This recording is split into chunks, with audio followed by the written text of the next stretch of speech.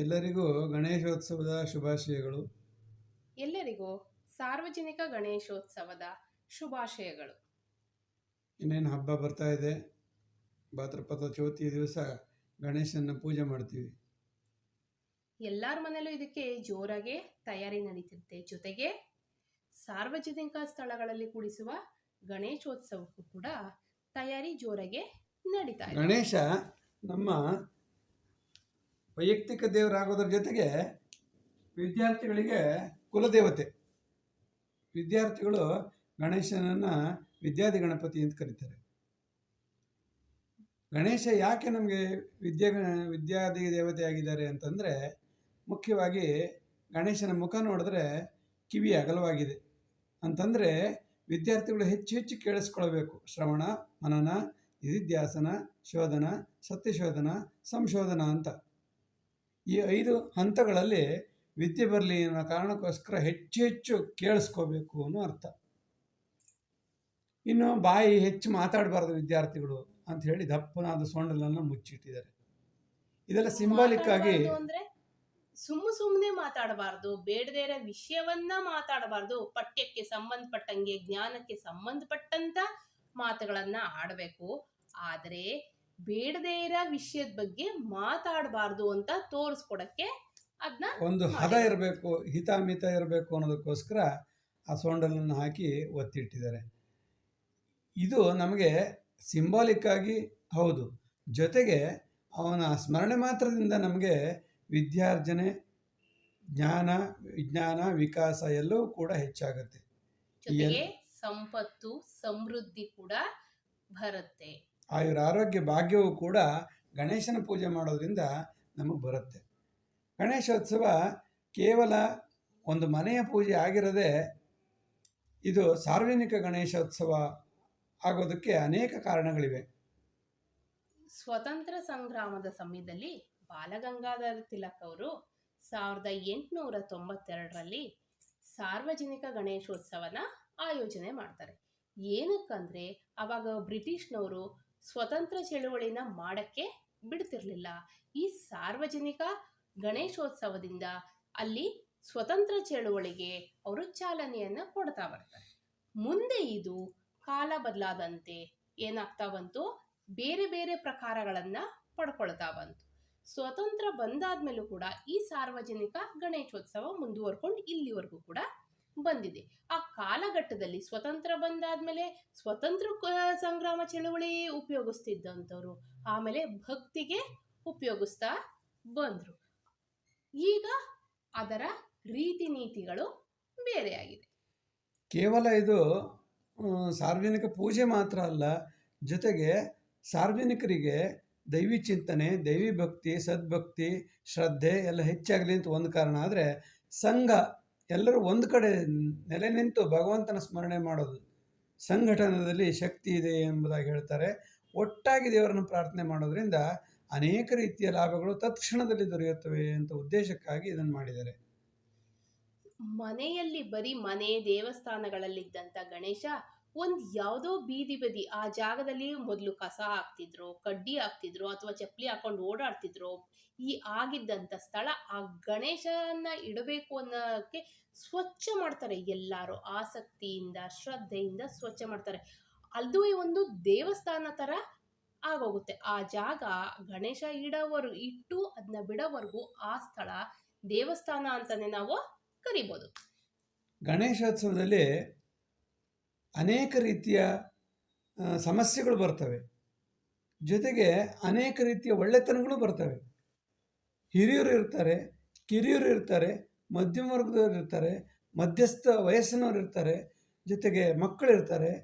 ಗಂಡಸರು, ಹೆಂಗಸರು ಅಥವಾ ಯಾವುದೇ ಜಾತಿ ವರ್ಣಭೇದ ಇಲ್ಲದೆ ಒಂದು ಕಡೆ ನೆಲೆ ನಿಂತು ಎಲ್ಲ ಸಮಸ್ಯೆಗಳನ್ನು ಪರಿಹಾರ ಮಾಡ್ಕೊಳ್ಳೋಕೆ ಒಂದು ಜಾಗ ಬೇಕಲ್ಲ. ಆ ಕಾರಣಕ್ಕೂ ಕೂಡ ಗಣೇಶೋತ್ಸವವನ್ನು ಬಯಲಿನಲ್ಲಿ ಮಾಡುವಂತಹ ಕಾರ್ಯಕ್ರಮ ಬೆಳೆದು ಬಂದಿದೆ. ಇದರಿಂದ ಬರೀ ಉತ್ಸವ ಮಾತ್ರ ಆಗತ್ತಾ? ಖಂಡಿತ ಇಲ್ಲ. ಇದಕ್ಕೆ ಸಾಮಾಜಿಕ ಕೊಡುಗೆ ಕೂಡ ಇದೆ. ಈ ಗಣೇಶೋತ್ಸವಕ್ಕೆ ಏನು, ಗಣೇಶನ ಎಲ್ಲರೂ ತರ್ತಾರೆ.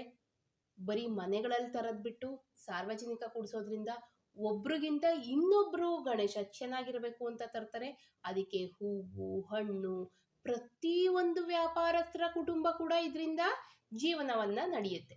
ಬರೀ ಗಣೇಶಂದಲ್ಲ, ಗಣೇಶನ್ ಸುತ್ತ ಇರೋ ಪರಿಚಾರಿಕೆಗೆ ಅಂದ್ರೆ ಹೂವು, ಹಣ್ಣಿರ್ಬೋದು, ಆ, ಡೋಲು ಊದ್ಬತ್ತಿ, ಹೊಡೆಯೋರು ಇರ್ಬೋದು, ಊದ್ಕಡ್ಡಿ, ಊದ್ಗಡ್ಡಿ, ತೆಂಗಿನಕಾಯಿ, ಕರ್ಪೂರ, ಬಾಳೆಹಣ್ಣು. ಎಲ್ಲಾರ್ಗೂ ಕೂಡ ಜೀವನವನ್ನ ತಂದ್ಕೊಡುತ್ತೆ ಈ ಗಣೇಶೋತ್ಸವ. ಈ ಗಣೇಶೋತ್ಸವ ನಂಬ್ಕೊಂಡು ಎಷ್ಟೋ ಜೀವಗಳು, ಎಷ್ಟೋ ಸಂಸಾರಗಳು. ಸಂಸಾರಗಳು ಜೀವನವನ್ನ ನಡೆಸ್ತಾ ಇದೆ. ಆರ್ಥಿಕವಾಗಿ ಹೀಗೆ ಅನೇಕ ರೀತಿಯ ಲಾಭವನ್ನು ತಂದುಕೊಟ್ರೆ, ಸಾಮಾಜಿಕವಾಗಿ ಯಾವುದೇ ವೈಷಮ್ಯ ಇದ್ದಂತಹ ಒಂದು ಊರು ಸಮೃದ್ಧವಾಗಿ ಒಗ್ಗಟ್ಟಾಗಿ ನಡೆಯುವಂತಹ ಒಂದು ವ್ಯವಸ್ಥೆಯು ಕೂಡ ಇಲ್ಲಿ ನಡೆಯುತ್ತೆ. ಜೊತೆಗೆ ರಾಜಕೀಯವಾಗಿ ಬೆಳೆಯಲು ಇಲ್ಲಿ ಅವಕಾಶ ಆಗುತ್ತೆ. ಜೊತೆಗೆ ಸಂಗೀತ, ಸಾಹಿತ್ಯ ಇಂತಹ ಕಾರ್ಯಕ್ರಮಗಳು ನಡೆಯುತ್ತೆ. ಎಲ್ಲಕ್ಕಿಂತ ಹೆಚ್ಚಾಗಿ ಭಜನೆ, ಅವನು ಮುಂದೆ ಕೂತ್ಕೊಂಡು ಭಗವಂತ ಅಂತ ಭಜನೆ ಮಾಡುವ ಕಾರ್ಯಕ್ರಮ ನಿಜಕ್ಕೂ ಮನೋಲ್ಲಾಸ ಮತ್ತು ಮಾನಸಿಕ ಸಂತೋಷವನ್ನು ಕೊಡುತ್ತೆ. ಇದು ಇಡೀ ಎಲ್ಲಿ ನಡೆಯುತ್ತೆ? ಇಡೀ ಪ್ರಪಂಚ, ಬರೀ ಭಾರತ ಅಲ್ಲ, ಇಡೀ ಪ್ರಪಂಚಾದ್ಯಂತ ಈ ಗಣೇಶೋತ್ಸವ ನಡೆಯುತ್ತೆ. ಎಲ್ಲರೂ ಕೂಡ ಗಣೇಶನ ಪೂಜೆ ಮಾಡ್ತಾರೆ. ಯಾಕೆ? ಅವನು ಬೇಗ ಒಲಿದು ನಮಗೆ ವರಗಳನ್ನ ಕೊಡ್ತಾನೆ. ಮತ್ತೆ ಆ ಸಾರ್ವಜನಿಕವಾಗಿ ಕೂಡ್ಸೋ ಗಣೇಶದಲ್ಲಿ ಎಲ್ಲ ಸಣ್ಣ ಸಣ್ಣ ಮಕ್ಕಳು ಎಲ್ಲ ಖುಷಿಯಾಗಿ 15 ದಿವಸ ತಿಂಗಳಿಂದ ಓಡಾಡ್ತಾರೆ. ಅವರೇ ಸ್ವಚ್ಛತೆ ಮಾಡ್ತಾರೆ. ಮನೆಯಲ್ಲಿ ಕೆಲಸ ಮಾಡದೇ ಇದ್ದವರು ಕೂಡ ಹುಡುಗರುಗಳು ಅಲ್ಲಿ ಬಂದು ಸ್ವಚ್ಛತೆಗಳು ಮಾಡ್ತಾರೆ. ಈ ಮನೆಯಲ್ಲಿ ಹಿರಿಯರು ಕೂಡ ಅದಕ್ಕೆ ಬೆಂಬಲವನ್ನ ಕೊಡ್ತಾ ಬರ್ತಾರೆ. ಅದೊಂದು ಒಂದು ದಿವಸದ ಹಬ್ಬ ಅಲ್ಲ, ಒಂದು ತಿಂಗಳಿನ ಹಬ್ಬ ಅಂತ ನಾವು ಕರಿಬೋದು. ಈಗ ನಾವು ಮುಖ್ಯವಾಗಿ ಒಂದು ವಿಷಯ ಹೇಳಬೇಕು ಅಂತಂದರೆ, ಈ ಗಣೇಶೋತ್ಸವ ಬರ್ತಾ ಬರ್ತಾ ಏನಾಗ್ಬಿಟ್ಟಿದೆ, ಒಂಥರ ಶೋ ಆಫ್ ಆಗಿದೆ, ಒಂಥರ ಜನಕ್ಕೆ ತೋರಿಸುವಂಥದ್ದಾಗ್ಬಿಟ್ಟಿದೆ. ಇದು ಬಹಳ ನೋವಿನ ಸಂಗತಿ. ಗಣೇಶೋತ್ಸವ ನಮ್ಮನ್ನು ಯಾವ ರೀತಿ ಪ್ರಗತಿಯತ್ತ ಕೊಂಡೊಯ್ಯಬೇಕಾಗಿತ್ತೋ, ವೈಬ್ರೇಷನ್, ಒಂದು ಕಂಪನವನ್ನು ಕೊಟ್ಟು ಆ ಊರಿನ ಪ್ರಗತಿಯತ್ತ, ಪಾಸಿಟಿವ್ನೆಸ್ ತಗೊಂಡು ಹೋಗಬೇಕಾಗಿತ್ತೋ ಅಲ್ಲಿ ಸೋಲ್ತಾ ಇದೆ ಅಂತ ಅನಿಸುತ್ತೆ. ಒಂದೆರಡು ವಿಚಾರಗಳನ್ನು ಮಾತಾಡಬೇಕು ಅಂತಂದರೆ, ಗಣೇಶೋತ್ಸವದಲ್ಲಿ ಹಾಡು, ಭಜನೆ, ಸಂಗೀತ ಹಾಕೋದು ತುಂಬ ಸಂತೋಷ, ತುಂಬ ಆನಂದದಾಯಕ. ಇತ್ತೀಚೆಗೆ ಗಣೇಶೋತ್ಸವದಲ್ಲಿ ಏನಾಗ್ತಿದೆ ಅಂದ್ರೆ, ಆ ಗಣೇಶ ಕೂಡಿಸಿ ಅಥವಾ ಸಂಜೆ ಹೊತ್ತು ಅಥವಾ ಬೆಳಗ್ಗೆ ಹೊತ್ತು ಮಾತ್ರ ಯಾವುದೋ ಒಂದು ಗಣೇಶ ದೇವರ ಭಕ್ತಿ ಗೀತೆ ಅಂತ ಹಾಕ್ತಾರೆ. ಆಮೇಲೆ ಅಲ್ಲಿ ಬರುವಂತ ಹಾಡುಗಳೆಲ್ಲ ಬರೀ ಎಲ್ಲ ಚಿತ್ರಗೀತೆಗಳು. ಆ ಚಿತ್ರಗೀತೆಗಳಲ್ಲೂ ಒಳ್ಳೇದಾಗ್ತಾರ? ಅದು ಅಲ್ಲಿ ಚಿತ್ರಗೀತೆಯಲ್ಲಿ ಎಂತೆಂತ ಕೆಟ್ಟ ಕೆಟ್ಟ ಹಾಡುಗಳನ್ನ ಹಾಕ್ತಾರೆ. ಅದು ದೇವಸ್ಥಾನ, ಒಂದು ಕಸದ ತೊಟ್ಟಿಯನ್ನ ದೇವಸ್ಥಾನ ಮಾಡಿದಂಥ ಸ್ಥಳದಲ್ಲಿ ಇವ್ರೇನ್ ಮಾಡ್ತಾರೆ, ಮತ್ತೆ ಗಣೇಶನ್ ಕೂಡಿಸ್ಬಿಟ್ಟೆ ಕಸದ ತೊಟ್ಟಿ ಮಾಡ್ತಾರೇನು ಅಂತ ಅನ್ಸುತ್ತೆ. ಚಪ್ಪಲಿ ಹಾಕೊಂಡು ಆ ಪ್ರಾಕಾರದಲ್ಲಿ ಹೋಗೋದಿಲ್ಲ ಅವರು, ಅಷ್ಟು ಶ್ರದ್ಧೆಯಿಂದ ಮಾಡೋರು. ಆ ಒಂದು ಹಾಡಾಕಿ ಕೆಟ್ಟ ಕೆಟ್ಟ ಹಾಡಾಕ್ತಾರೆ. ಅದು ಗಣೇಶನ್ ಕೂಡ್ಸೋದೇನಕ್ಕೆ, ಸಾರ್ವಜನಿಕ ಗಣೇಶ ಕೂಡ್ಸೋದೇನಕ್ಕೆ? ಭಜನೆ ಆಗ್ಲಿ, ಹಾಡುಗಳು ಹೇಳಿ, ಭಗವಂತನ ಸ್ಮರಣೆ ಮಾಡ್ಲಿ, ಎಲ್ಲವನ್ನೂ ಶ್ರದ್ಧೆಯಿಂದ ಮಾಡ ಅವರು ಆ ಒಂದು ಸಣ್ಣ ತಪ್ಪಿಂದ ಆ ವಾತಾವರಣನೇ ಕೆಟ್ಟು ಹೋಗ್ತಿದೆ ಈಗ ಅಂತ ಹೇಳ್ಬೋದು. ಈ ವಿಷಯವನ್ನ ಅವ್ರಿಗೆ ತಂದೆ ತಾಯಿಗೆ ಗೊತ್ತು, ಅಕ್ಕಪಕ್ಕದವ್ರಿಗೆ ಗೊತ್ತು, ಯಾರು ಕೂಡ ಆ ಮಕ್ಕಳಿಗೆ ತಿಳಿ ಹೇಳೋದಿಲ್ಲ. ಮಕ್ಕಳು ತಪ್ಪು ಅನ್ನೋದಕ್ಕಿಂತ ಆ ದೊಡ್ಡವರು ಅದನ್ನ ತಿಳಿ ಹೇಳದೇ ಇರೋದೇ ತಪ್ಪು. ಆ ಮನೆಯಲ್ಲಿ ಅವ್ರ ತಂದೆ ತಾಯಿ ಇರ್ಬೋದು, ಅಕ್ಕಪಕ್ಕದವ್ರು ಇರ್ಬೋದು, ಅವರು ಕೂಡ ತಿಳಿ ಹೇಳೋಲ್ಲ. ಅವ್ರು ಮಾಡೋದೇನು, ಆ ಮಂಗಳಾರತಿ ಸಮಯಕ್ಕೆ ಬರ್ತಾರೆ, ಅವ್ರು ಮಂಗಳಾರತಿ ಮಾಡಿಸ್ಕೊಳ್ತಾರೆ, ಪ್ರಸಾದ ಕೊಡ್ತಾರೆ, ಪ್ರಸಾದ ತಗೊಂಡು ಹೊರಟೋಗ್ತಾರೆ. ಯಾಕೆ?